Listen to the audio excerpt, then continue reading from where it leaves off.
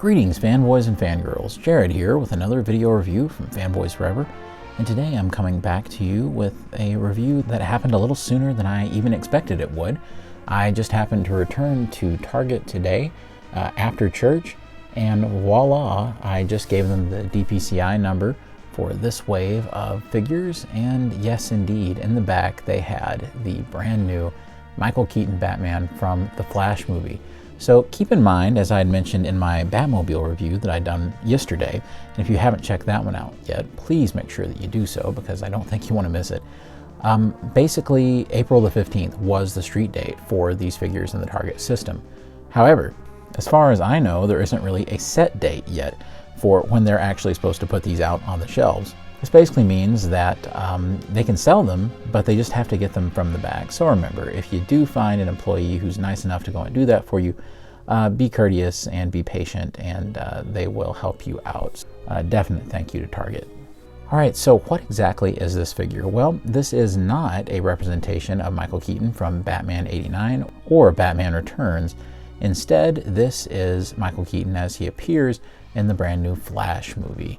And of course, there's a lot of hype for the Flash right now. As I mentioned in my Batmobile review, very little of that hype is to do with the Flash himself. It's mostly to do with Batman. At least that's how I perceive it anyway in the fandom. Everybody's really excited about the return of every 30-something's favorite Batman, or childhood Batman at least. So I'm definitely pumped. And I can't wait to go ahead and open this guy up. So before we begin, just make sure that if you haven't done so yet, please subscribe because we have all sorts of great new videos coming down the pipeline all the time. And of course, don't forget to like the video because that just really helps the channel grow and it really encourages me to keep going making new content. So it means a lot to me personally. Also, be sure to comment on the video at the end and let me know your thoughts. All right, let's begin.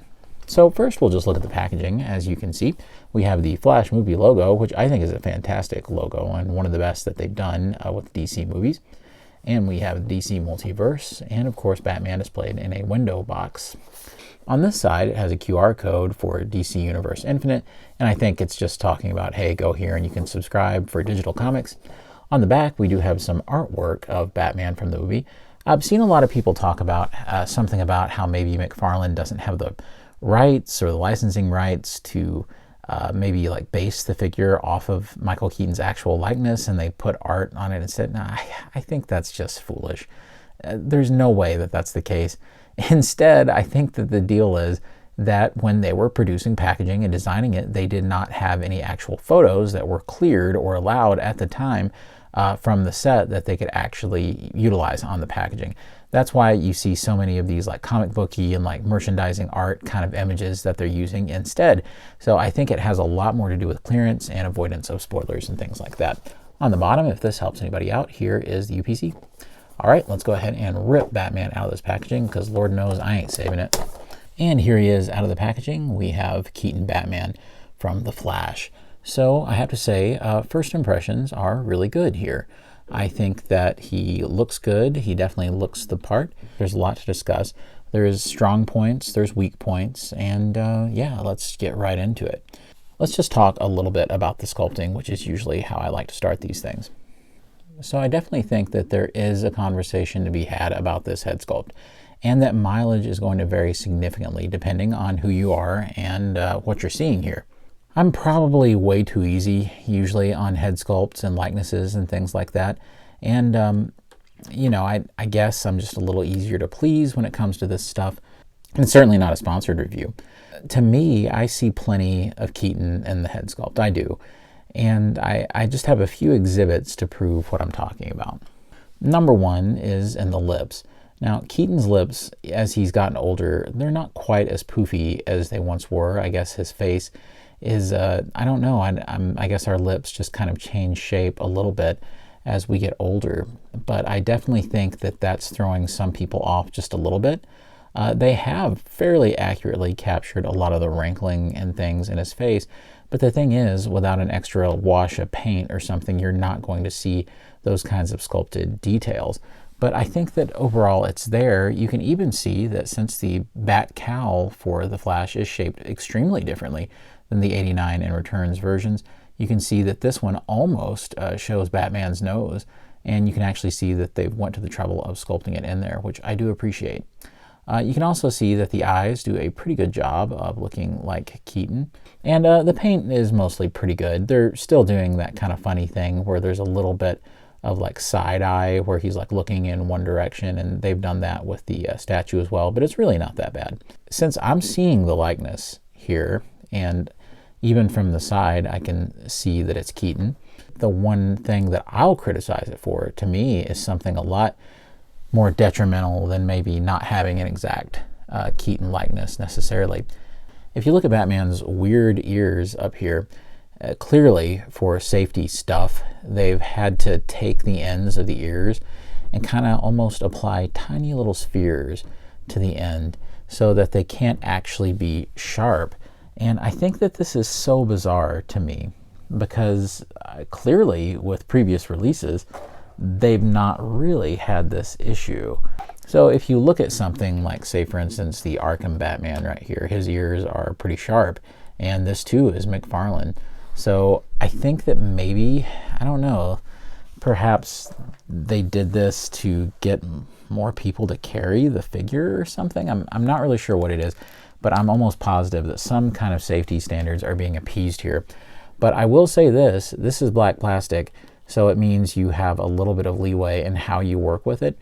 I plan on doing a little bit of sanding here and restoring the points to the end of these ears because I want to show you how much better it looks when you just cover that. It helps it tremendously. And just those tiny little portions there where they couldn't quite bring it home on the sculpt, I think that that hurts a little bit. So I think that that's probably the most serious issue with the head sculpt. I think everything else looks pretty good. And I certainly like the kind of, rubber area that they have going around with the scallops all around the shoulders. And I actually really like this kind of, crazy horizontal slant on the front. And I like that because it's almost like a more even break with the suit, like more like the comics, yet it still retains the spirit of how the suits looked in Returns and Batman 89. One of the funniest paint things that I see going on with this is that, there's flesh tone that kind of gets into this crevice right around the chin. And this one was a better sample than I've seen in a while for that because it's not all the way around, just right there. You can see a little too much flesh tone is there. And honestly, if most people could correct that with a little bit of black, I think that would look a lot better. The chest section is really nice. I really think that they did a good job on this. And I really do like the presence of the Bat logo. It's a little hard to see here. You can see there's just a little bit of black and a part of the yellow there, but it's really hard to see, and it's not something I'm even worried about really trying to correct that much. I think the biggest disappointment for the chest section is I'm having a hard time seeing the lines that are supposed to be there on the pectoral armor. Even the little Spin Master figure has that, and they just didn't make it in. Also, the statue from McFarlane that I'll be reviewing pretty soon has that as well. So I don't know why that didn't make it here. It's just not there, those little lines. So I don't necessarily know what happened there. However, the ab section appears to be correct, and at least the lines kind of, do their thing around the chest and around the abs. Here's the belt, which is more of a silver or just black. I think that that is probably the biggest shame in this design. And you can see the back armor here, which looks good. I really just wish this was yellow. I think that the whole suit would have popped more, but I also get that, much like I said in my Spin Master Batman review for their Flash 89 Keaton figure, whatever you want to call it, I think that they're trying to do a thing where they're sort of like saying, okay, well, this is sort of like the Panther suit from Batman Forever that Val Kilmer wore, except this is what it would have been like if Michael Keaton had played Batman in Batman Forever. So I think they're kind of doing a what if Batman 3, but with Michael Keaton and Tim Burton. Even if I'm not crazy about the color on the belt, I really think the sculpting is some of the very best on the belt because it looks very nice. I really do like the big bulky shoulder pads here. They definitely give Batman kind of a Dark Knight armor sort of vibe to it, and as if Keaton has a costume that's a marriage of the Return suit, the Panther suit, and the Dark Knight armor. So he's sort of representative of just live action non-Affleck Batman in a way. Down here we have, kind of the superfluous lines that just run down from the trunks piece here all the way down. The knee pads look good, and they have the weird decision to add this weathering, like this mud on the boots, and I don't really know what that's about necessarily. I mean, I guess maybe it's more apparent in the movie or something, like we'll get there and we'll see that like Batman, he cleaned the rest of his suit to just perfection, except for his boots. I don't know. I truly don't have a clue why that's like that. Maybe they just were trying to do something to break it up a little bit. I think the gloves are nice. They remind me definitely a lot of armor plating that's more meant, I think, this time to match the boots a little bit better. I hate that there's not little bat logos on the boots, right? That would be nice. I would also like a Nike swoosh symbol, as Batman was wearing Nikes in Batman 89. But let's talk about the cape just a little bit. This is a really nice cape. I really do like that it's done with soft goods this time around. I think that had a really good effect on the figure. I think it was mostly just done because they wanted him to be able to go in the Batmobile. If it wasn't for that, I think we just would have had another rubber cape. There's some rules about the ways to pose this cape to make it look good. You definitely want to pull it forward on both sides and pull it to where it comes to these points. As you can see, Keaton's cape, it is a little bit more film accurate. So I think that's good. You do get this little, whoop kind of thing that it does here, but you can play with it to minimize that a little bit. I think that a cape like this, if a company can, it's always nice to have little weights in it. But this is a $20 figure. That's right. It's not even like one of their $25 ones. But I think overall the cape works really well. Another thing you can do, of course, is if you want to do it kind of like the 89 style, where Batman's cape would be folded back on itself like this. I really do like that. And to me, this is a very natural look. And I would say that this is probably a pretty good indicator of what it's going to look like in the movie when Batman is fighting. Also, keep in mind that when we get into articulation, we'll talk more about this. But Batman's arms can go up a decent portion, not all the way because of the shoulder pads that kind of confound it a little bit. And you can definitely have the cape flared out a little bit. And this is without any mods or anything. The cape just kind of did this by folding itself back. And I think it ends up looking really good like this. So this is just a great shelf-ready pose. So yeah, that one's for free. So if you want to use it, go for it. I think from the back it looks really nice too. Here's a preview of that third-person perspective Keaton Batman video game that we never got, but wish we had. So I think visually, I think this figure has it where it counts. Like I said, the biggest problems are he doesn't have the lines in the chest armor on the pecs there, and the ears are a little funny. I can definitely correct the ears though. Shouldn't have to, but I am going to be sanding down the little nubs at the end, which is just so strange. Let's talk about articulation with this guy. Of course, McFarlane can be a little bit inconsistent when it comes to this type of thing, so let's see how they did on this outing. If we look at Keaton's head range here, he can look up a little bit. Yeah, okay, actually, yeah, I just had to work with it. He can look up a lot. That's huge right there. Yeah, he can look like directly, and with the abs there, he can look like all the way back. Okay, well, that's great. We can go way down. He can bury the chin, so yeah, that works. He can be as ashamed of himself as you want him to be. Of course, he can spin all the way around. He's not inhibited or anything like that, which is way more than I can say for Keaton in Batman 89 or Returns. So we'll see just how much movement he can get in the Flash. Bless his heart. The guy's as old as my parents. Come on, cut him a break.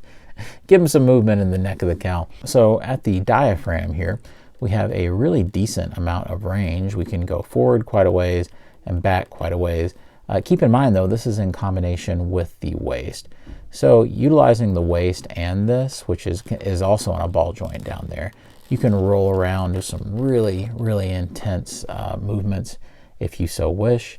And you can roll all the way forwards where you can hunch over. And with the shoulders, you've got these big shoulder pads, which do inhibit things quite a bit. So you can't really get 90. That's about as good as you can do that way. And it almost seems like this shoulder pad is even a little... Well, that was horrifying, but I'm definitely going to say feature, not a bug, because sometimes, you know, when these joints don't give like that and detach naturally, then you have an issue. because they'll just break. But thankfully, these are designed to putting enough pressure on them. But with just a little bit of pressure, it reattached, and it's certainly not just popping off willy-nilly. So it's a good thing, like I said, that it can detach with enough pressure, because you certainly don't want it just breaking. With the arms out, you can definitely get a little bit of that classic kind of Batman Returns sort of gliding. But of course, since there's those shoulder pads, it's not like you can get full Dracula spread or anything like that. Plenty dramatic right there, and it's certainly enough cape to work with. Of course, he does have a rotation here at the bicep, and he does have a really nice double joint.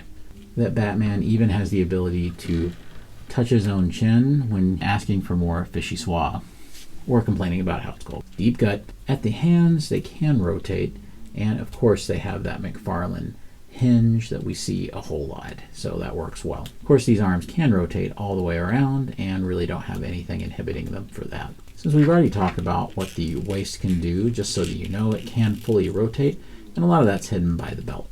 We do have the ability to kick the legs out. This is pretty much as comfortably as you can go without completely warping the diaper piece or the shorts piece any more than that. And I think that that's probably plenty for this guy. Would have been nice, of course, if he had drop down hips, and then you wouldn't even have that much of an issue. I've been a little confused because part of me thinks that I can probably rotate these legs on the joints, but I'm just not sure that that's a thing, because they feel pretty locked in. It may, yeah, I think this one does a little. It may be the kind of thing that if I boiled it or something, I could get more.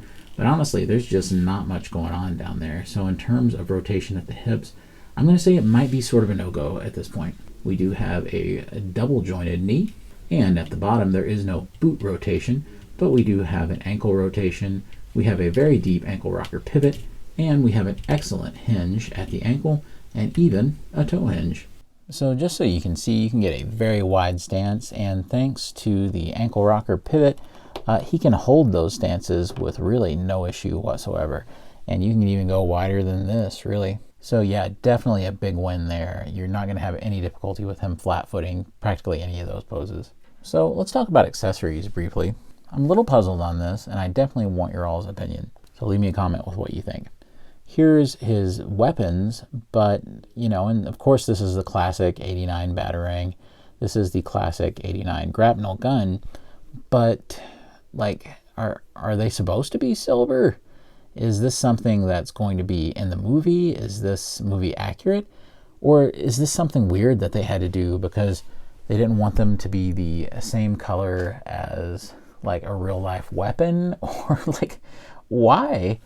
I think that in the movie that all of that stuff is black, but you know what? You may be watching this in the future laughing because Batman uses all silver gadgets in the movie. So I don't know. I mean, it looks cool. I like it. So I'm not mad at it or anything, but it is kind of strange. It's a nice contrast with the figure. Then again, you know, the Spin Master figure has these same weapons, but they're black. So I don't really know what's going on. It's just one of those things where we will just have to wait until we see the actual movie or just see more from trailers and things. He does come with everybody's favorite accessory, which is of course that DC stand. So you can pretty easily just snap him right into it, and voila, you get that extra little bit of stability. Kudos to everybody who designed the figure because he doesn't really need it. So that's a good thing. He does come with a couple of fists. I don't really care about alternate hands all that much, to be honest. So, you know, this is cool that he has them. Of course, he does come with a cool little trading card. It does have the artwork we were talking about earlier, and I really like this art. I wish that there was some shirts with that on it. And here we have a little bit about the plot from the film. If you want to read this, go for it and pause it. But if not, you know. Very quickly, now that we have him in a pretty nice little dynamic pose, I'll just show you some comparisons between he and a few other figures before we look at how well he fits in the Batmobile. Here he is with the Spin Master iteration. Of course, this is, you know, a tiny little figure that's only about 3 3/4 inches tall. Of course, I think he's pretty decent, but, you know, it doesn't even compare to the work that's gone on over here. I will say that at least this one does have the correct lines in the pectoral plates of the armor. So that is one little bit of accuracy that they have over the McFarlane one. Here he is alongside a Mezco Batman. This is the Sovereign Knight that I have dyed myself to get this darker tone that I prefer. And I think they look really cool together. Probably a more apt comparison would be he and the Sovereign Knight Onyx version, mostly because I think that that was meant to look like the '89 suit in some ways. Here he is beside of a McFarlane Batman. I'm going to set him upright, and that way there's definitely more of a scale comparison, and get rid of the base so that you can see exactly how the scale on this guy compares to other figures. Very sadly, I did not get a hold of the '89 Mezco Batman figure. However, I do have my old reliable NECA Batman figure, and we'll just look at a side-by-side for them. As you can see, this is a 6-inch scaled figure pretty much, and this is a 7-inch scaled figure, unless Keaton has taken a bunch of growth hormones, so there you go. Just for fun, here's Mattel's version of kind of the Toy Biz '89 Batman, when they did this as kind of just a tribute figure for their last wave of stuff. I'll never understand Mattel's difficulty, or apparent difficulty anyway, in securing rights and things to do a Keaton Batman figure. Maybe it was that Warner Brothers just didn't feel like it was the right time for it. But of course, that's just a little comparison there. Here is NECA's Adam West Batman that they did. And I've always really loved this figure. Of course, this Adam West is in more of a 6-inch scale, but I think they look pretty decent together, although I'm fairly certain Adam West was a little bit taller than Michael Keaton. The scale is pretty much eye to eye here, although I'm pretty sure that Arkham Batman is, what, like 7 feet tall or something. White Knight Batman. McFarlane Batman by Todd McFarlane. Dark Knight Returns Batman that was on a Masters of the Universe Classics He-Man buck from back in the day. And if you remember me doing this review back when I was in college and just a kid, then you, my friend, are a real OG. Let me know down in the comments below. Supreme Knight Batman with the black coloring from Mezco. Another McFarlane Batman with some extra battle damage highlights. Superpowers Tribute Batman from McFarlane. As you can see, quite a big difference there for sure. Mattel's old Brave and the Bold Batman. And even though I have not reviewed him yet, he's still in the box and all that. Statue Batman. Look at that. Yeah, this is actually a pretty decent scale with NECA Alf here. So if, you know, you're really wanting these two titans of the 80s to get together, then, you know, do it. Of course, I could do a million more comparisons, but you get the drift. Okay, so the moment of truth has come, and it's time to see how this guy looks in the Batmobile, or if he can even fit that well. So first things first, we pop the hood open. As I said earlier, just make sure that if you haven't watched my review on this thing, that make sure you go back and do so, because there's definitely a lot to talk about with this. And I'm going to do my best to just get this guy in there, so bear with me. Of course, anytime you do anything like this, you want to make sure that the legs are just straight out. And you kind of don't try to force anything necessarily. You don't want anything to break. Okay, there it is. And this is kind of the issue that I'm seeing, is you can get them just so far. The ears are still popping up a little bit, but there's more that you can do to kind of work with them. But with a little bit of work, there's a little bit of an area up here that the ears can actually go into. So what you're really doing is you're trying to maneuver the head down and under this. And as you can see, there's actually a pretty decent amount of clearance that McFarlane has built into the Batmobile. So this is almost like a shield to protect Batman's ears. And just getting a better look, you can actually see that with the hands, I'm pretty sure that, yeah, it's really doable if you want to get the steering wheel in between the hands. So I think that that's a good look. And let's see if it'll close. Oh yeah. Yeah, that was actually quite a bit easier than I thought it would be. I was expecting to have a little bit more trouble based on some other reviews and things that I had seen, but look at how obvious the yellow Bat logo is through the canopy. I love that because there's a real enhancement of the figure. Yeah, that's nice. You see how I have to kind of bring the head to the side? I think that's the safest, and that way you're not bending the ears as you go. I think it works pretty well. Nothing really appears to be damaged or scuffed by it. And certainly a huge improvement compared to what McFarlane was doing in terms of vehicle scale with their 66 Batmobile. Sheesh. Moment of truth. How'd the figure turn out? Actually, I think really well. And if anything, I'm probably guilty of being a little too easy to please when it comes to this kind of stuff. But honestly, yeah, I see the Keaton likeness just fine here. I'm pretty sure, you know, that it's just about right on. Paint application turned out pretty good on mine, so I can't really complain about a lot of quality stuff. Articulation is certainly sufficient for what I need from kind of collector's market. The price is certainly right at $20. It's a lot cheaper than even a basic Marvel Legends figure, even before any kind of clearance pricing, which we know that McFarlane is wont to do. It's fairly accurate to the new film, even if it's missing a few little details, like things like the lines on the pectoral armor. And there might be a couple of baffling decisions, like the silver weapons, which we're still not 100% sure if. Maybe, hey, it's just like that in the movie. We just don't know at this point. Although I bet all you lucky ducks from the future know already, don't you? To me, there's not a lot to complain about with this guy. I am really happy with it. For $20, absolutely all day long. Make sure you definitely grab one of these guys. It's a really fun figure. It's not to the level of, you know, maybe other adult collector companies where you could get something, but it's not that price either. And I do think it's kind of weird how people seem to think that with a $20 mass-produced figure, you're going to get like the most outrageously, you know, hyper-realistic likenesses and all of this stuff.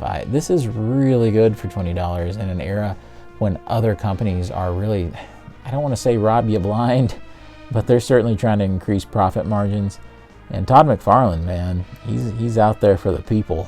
And he's getting you those figures in hand, 20 bucks a piece.